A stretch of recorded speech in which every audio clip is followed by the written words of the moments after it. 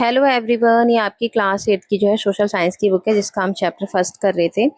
Chapter first जो है हमने जो है कहाँ तक कर लिया था मैं आपको दिखा देती हूँ। हाँ जी, तो हमने यहाँ तक कंप्लीट कर लिया था इसको। ठीक है, आज हमें नया टॉपिक स्टार्ट करना है इसका, renewable and non renewable resources से। तो रिन्यूएबल और नॉन रिन्यूएबल रिसोर्सेज क्या होते हैं, चलिए इनके बारे में पढ़ेंगे हम। तो इस second way of categorising natural resources, अब एक सेकंड तरीके से जो है नेचुरल रिसोर्सेज को कैटेगराइज किया गया है be based on whether they are renewable और नॉट, इस बेस पर कि वो रिन्यूएबल है या नहीं है। ठीक है, a general principle of nature is that it function in a restorative and regenerative way। एक जनरल प्रिंसिपल नेचर का क्या है कि वो फंक्शन करता है रिस्टोरेटिव तरीके से और रीजनरेटिव तरीके से। ठीक है, कि नेचर का फंक्शन क्या है कि वो एक रीस्टोर तरीके से वर्क करता है और एक रीजनरेटिव तरीके से। रीस्टोर क्या है, अगर कोई भी चीज खराब हो गई है तो उसको ठीक कर देना रीस्टोर है। लेकिन रीजनरेट क्या है, उसको खराब तो होता ही है वो, और उसे रिपेयर भी किया जाता है। उसे रिपेयर ही नहीं करना बल्कि उसे उससे अधिक बेटर बनाना होता है। ठीक है, regenerate. Restoration is the process of returning something to its original healthy state. ठीक है, रिस्टोरेशन क्या होता है, एक ऐसा प्रोसेस होता है जिसमें हम किसी चीज को ओरिजिनल हेल्दी उसके ओरिजिनल वे में लेकर आते हैं उसको। इट हैज बीन डिग्रेडेड और डैमेज, अगर वो डिग्रेड और डैमेज हो जाता है, अगर वो खराब हो जाता है ना, तो उसको क्या करते हैं, अगर कोई चीज खराब हो जाती है तो उसे हम ठीक करते हैं। ठीक है, उसको रिटर्न लेकर आते हैं वापस। Nature heals, renews and maintains herself over time, इसी तरीके से नेचर भी क्या करती है, अपने आप को रिन्यू करती रहती है और मेंटेन करती रहती है अपने आप को ओवर द टाइम, हर वक्त। ठीक है, एक cut on your skin will normally heal, अगर आपकी कोई स्किन कट हो जाती है तो वो नॉर्मल हील हो जाती है। A forest recovers after a wild fire, अगर एक फॉरेस्ट जो है जल जाता है उसी तरीके से, अगर आपकी स्किन कहीं से भी कट हो जाती है तो वो दोबारा से रिकवर हो जाती है ना, दोबारा से उस जगह पे स्किन आ जाती है। वैसे ही अगर एक जंगल जो है जल जाए अगर, तो दोबारा से जो इसमें पौधे उग जाते हैं। ठीक है, regeneration goes beyond restoration. Regeneration क्या होता है, पीछे लेके जाता है रीस्टोरेशन को। इज अबाउट के पीछे की बात है। ठीक है, रीजनरेशन क्या है, रिस्टोरेशन के पीछे की बात है। It's about nature's ability to create new life and condition for saving. इसी तरह नेचर में अंदर भी जो है एक एबिलिटी होती है क्रिएट करने की न्यू लाइफ को एंड कंडीशन को, ताकि वो जो है ग्रो कर सके। ठीक है, उसका नेचर क्या कर सके, वो ग्रो कर सके। इसके अंदर क्रिएटिविटी होती है नेचर के अंदर, रिन्यू करने की एक चीज को। We plant trees in areas that may have lost them, हमें जो है उस एरिया में प्लांट लगाने चाहिए जहां पर बहुत कम प्लांट है। मे have lost them on account of human intervention, जो ह्यूमन की वजह से जो है खत्म हो चुके हैं। जहाँ के प्लांट जो है ह्यूमन क्या कर रहे हैं, हम काट रहे हैं। Like clearly forest for housing, तो ह्यूमन क्या कर रहे हैं कि अपने घर बनाने के लिए जो है फॉरेस्ट को काट रहे हैं, तो हमें वहां पर ज्यादा से ज्यादा पेड़ लगाने चाहिए। Planting the types of trees that were originally growing they are restore the ecosystem. Trees plant करना, प्लांटिंग द टाइप, इस टाइप के जो है ट्रीज को प्लांट करना, वर ओरिजिनली ग्रोइंग, जो ओरिजिनली वहां ग्रो कर लेते हैं, रीस्टोर कर लेते हैं। इसको हम क्या कहते हैं, इसी का रीस्टोर द इकोसिस्टम, जो इकोसिस्टम को क्या करते हैं, रीस्टोर करते हैं। The tree provide food and shelter, tree से हमें क्या मिलता है, फूड मिलता है, बर्ड्स को शेल्टर मिलता है, स्क्वायरल्स को and other creatures enabling life to return, और बहुत सारे क्रिएचर्स की जो है यहाँ पर क्या होती है, लाइफ होती है। Nature works in cycles, nature कैसे वर्क करता है, एक साइकिल में वर्क करता है। Where there is no waste, जहां पर जो है कोई भी वेस्ट नहीं होती, कोई भी चीज जो है वेस्ट नहीं होती, यूज होती रहती है। टेक ए फॉरेस्ट, जैसे let's say a tree falls in the forest, मान लो कि जंगल में, एक फॉरेस्ट को ले लेते हैं, एक जंगल को ले लेते हैं, मान लो जंगल में कोई ट्री गिर गया, टूट कर वो गिर गया। It decomposes with the bacteria fungi and insects feeding on it, अब क्या करेंगे, बैक्टीरिया फंगी उसे खाएंगे। ठीक है, उसे फीड करेंगे, फिर वो क्या होगा, the tree becomes part of the soil, फिर वो ट्री जो है मिट्टी में मिल जाएगा। एनरिचिंग इट, और उसको एनरिच करेगा, मतलब उसके खाद मिट्टी को और अच्छा ज्यादा जो है मैन्योर बनाएगा। ठीक है, उपजाऊ बना देगा उसमें जब पेड़ मिक्स हो जाएगा। न्यू ट्रीज एंड वो सड़ता गलता नहीं है, मतलब उसको बैक्टीरिया खा जाते हैं, उसको फीड करते हैं और बाकी उसका पार्ट जो है सब सॉइल में जो है मिक्स हो जाता है। New trees and plants grow from seeds, अब उसके सीड से, जो पेड़ गिरा उसके सीड से जो है न्यू प्लांट जो है वो ग्रो करेंगे। इवेंचुअली सम विल फॉल, मान लो वो फ्रूट का प्लांट है तो फ्रूट्स जो है सारे जो है फंगी फंगी वगैरह ये सब खाएंगे या जानवर वगैरह खाएंगे, लेकिन बीज तो वो छोड़ देंगे और उन्हीं बीज से क्या होगे, नए ट्रीज निकलेंगे। Eventually some will fall and the cycle starts again, जैसे ही कोई गिरता है तो उससे भी साइकिल जो है स्टार्ट होती है। These are examples of nature principle of restoration, यही एग्जाम्पल, कुछ और भी एग्जाम्पल है रिस्टोरेशन और रीजनरेशन के नेचर के। तो अब हम पहला टॉपिक पढ़ेंगे अपना, रिन्यूएबल रिसोर्सेज होते क्या हैं। देखिए, renewable resource exhibit these characteristics over time, over time जो है अपने एग्जिबिट कर रहे हैं रिसोर्सेज को renewable. Most of India has abundant sunside, हमारी जो है कई जगह जो है सनशाइन मिलती है, धूप की रोशनी होती है हर जगह। In the natural course rivers are fed regularly by rain, अब रिवर्स क्या हो रही है, वो उसमें जो है किसका पानी बहता है, बारिश का पानी आता है तो रिवर्स में जाता है, ठीक है, नदियों में जाता है। द मेल्टिंग ग्लेशियर्स, और ग्लेशियर्स का पानी जाता है, जो भी बर्फ पिघलती है पहाड़ों पर वो भी पानी सब नदियों में जाता है। फॉरेस्ट रिन्यू देमसेल्व्स, और फॉरेस्ट जो अपने आप को रिन्यू कर लेते हैं देमसेल्व्स, अभी हमने पढ़ा है। Soil replenishes itself, natural process से सॉइल जो अपने आप को रिप्लेनिश कर लेती है।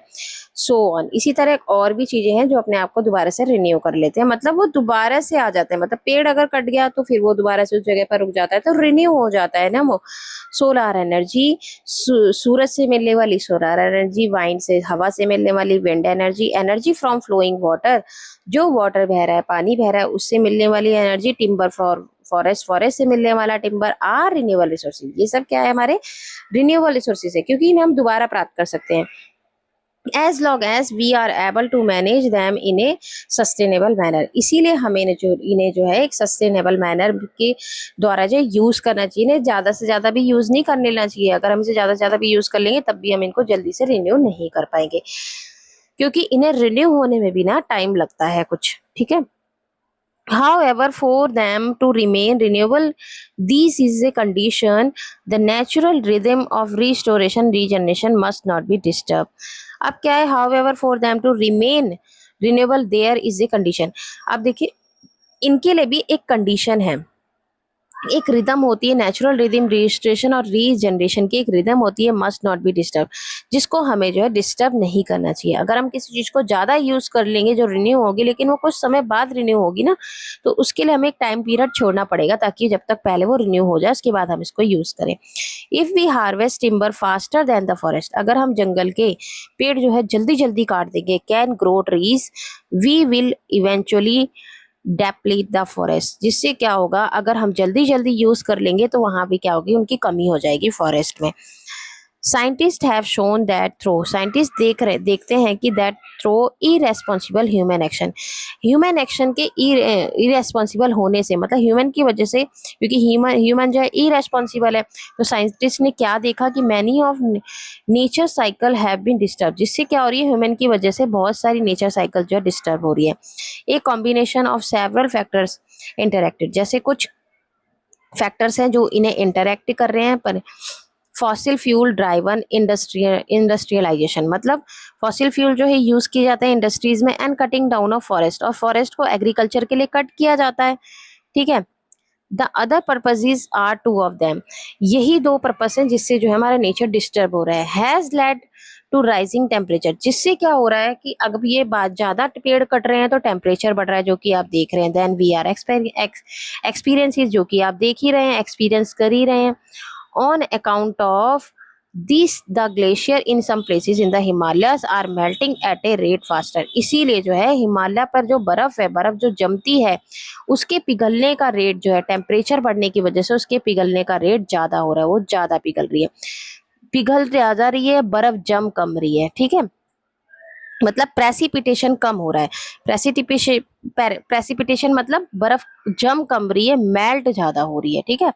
Can replace them, this has implications on water security for the population living in the plains dependent on the water tower।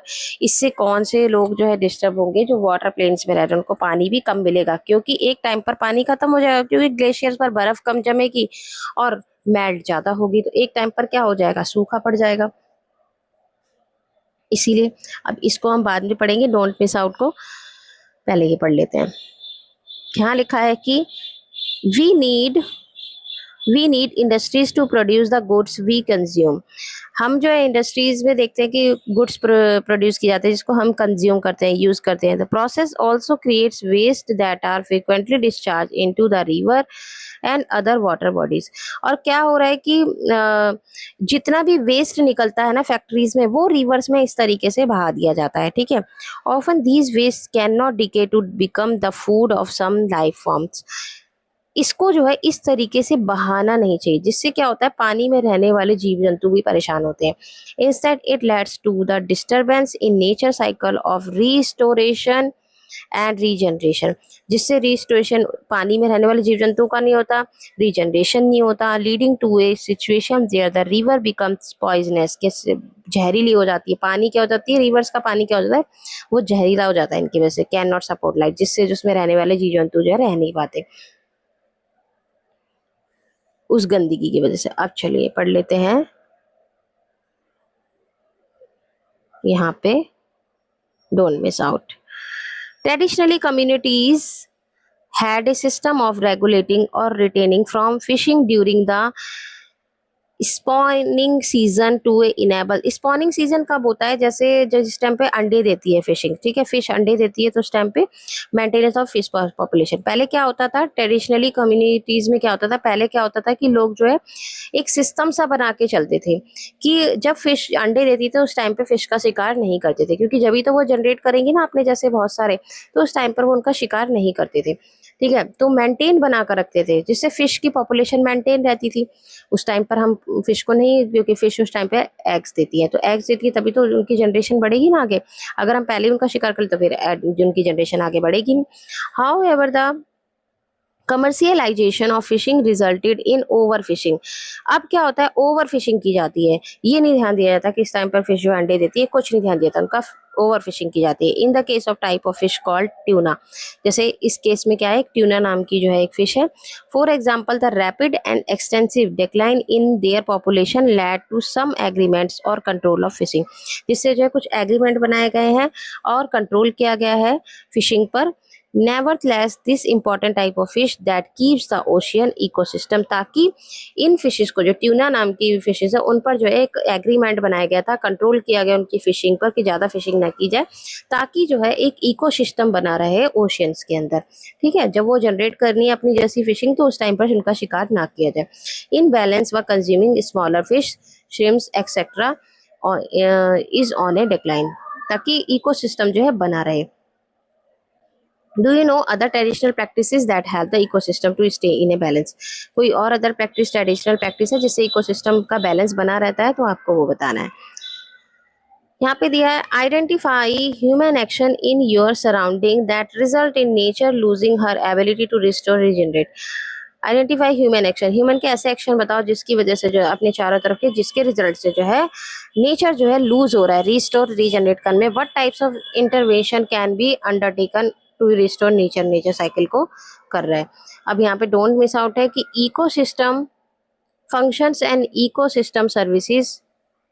Nature, ecosystem function और ecosystem services क्या होते हैं, nature have some inherent way of working, एक inherent way में work करती है। For example trees naturally produce oxygen, क्योंकि trees जो है वो नेचुरली प्रोड्यूस करते हैं ऑक्सीजन को। When these natural process benefit human, जिससे ह्यूमंस को बेनिफिट होता है, वी कॉल देम इकोसिस्टम्स, इसी को हम क्या कहते हैं, इकोसिस्टम सर्विसेज कहते हैं।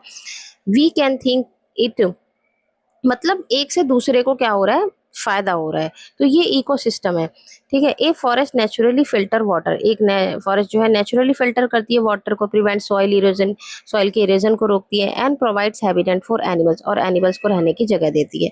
दीज आर इकोसिस्टम फंक्शन, इनको हम क्या कहते हैं, इकोसिस्टम फंक्शन कहते हैं, ठीक है। ऊपर वाला इकोसिस्टम सर्विस है कि हम उसको सर्विस प्रोवाइड कर रहे हैं किसी को, ठीक है। और दूसरा क्या है, ये इकोसिस्टम फंक्शन है, इसको कहते हैं हम। When we benefit from clean water, protected farm land.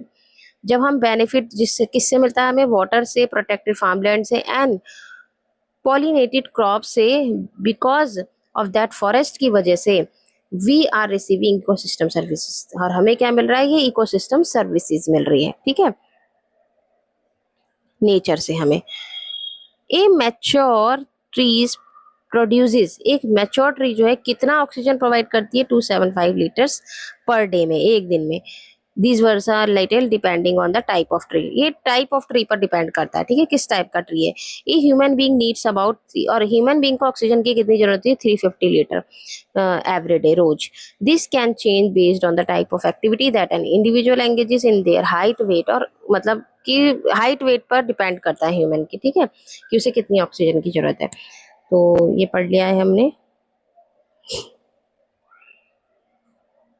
अब यहाँ पे दिया हुआ है एक, let explore, let us small research study to access the type of renewable resources in your region. अपने रीजन के बता रहे रिन्यूएबल रिसोर्सेज के बारे में बताना है आपको। यू में डिस्कस विद अपने टीचर के साथ graphical area of your study and sources to access, इसको आप अपने जो है टीचर्स के साथ डिस्कस कर सकते हैं। What has been the change in their status over time, over time जो आपके स्टेटस में क्या चेंज हो रहा है। मेक ए स्मॉल रिपोर्ट, आपको एक रिपोर्ट बनानी है इसके लिए, ठीक है। अब चलिए नॉन रिन्यूएबल रिसोर्सेज के बारे में पढ़ लेते हैं। दिया non renewable resources are created over long periods. Non renewable resources क्या होता है, जिनको हम एक बहुत ही लंबे समय बाद प्राप्त कर पाते हैं। They can not be replenish at the rate we use them, जितनी संख्या में हम उनको यूज कर रहे हैं उतनी संख्या में उनको प्राप्त नहीं कर पाते, हमको दोबारा से नहीं पा सकते हम। मतलब आज हमने इतना यूज कर लिया तो जरूरी नहीं है कि हम इतना ही उसको दोबारा से प्राप्त कर सकें, लेकिन रिन्यूएबल रिसोर्सेज में क्या होता है, जितना हम यूज कर लेते हैं उतना ही हम उनको दोबारा से प्राप्त कर सकते हैं, ठीक है। फॉर एग्जाम्पल फॉसिल फ्यूल, जैसे फॉसिल फ्यूल कोल और पेट्रोलियम होते हैं, minerals and metal like iron, copper, gold.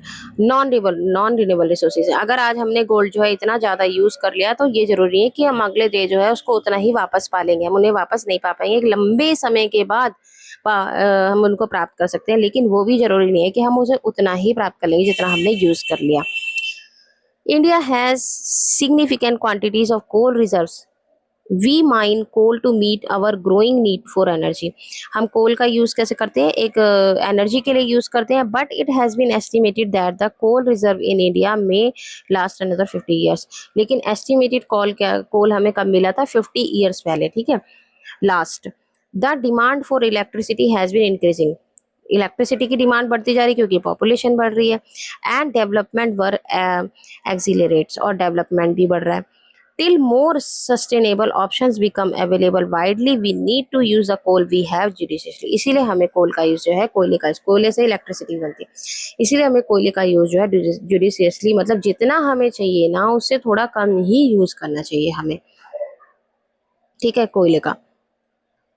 अब नेक्स्ट टॉपिक जो है हम नेक्स्ट वीडियो में करेंगे, नया topic, distribution of natural resources and it's implications, ठीक है, ये हम नेक्स्ट वीडियो में कंप्लीट करेंगे। अगर आपको मेरी वीडियो अच्छी लगी तो इसे लाइक कीजिए, शेयर कीजिए, मेरे चैनल को सब्सक्राइब कीजिए। तब तक के लिए tata bye bye, take care.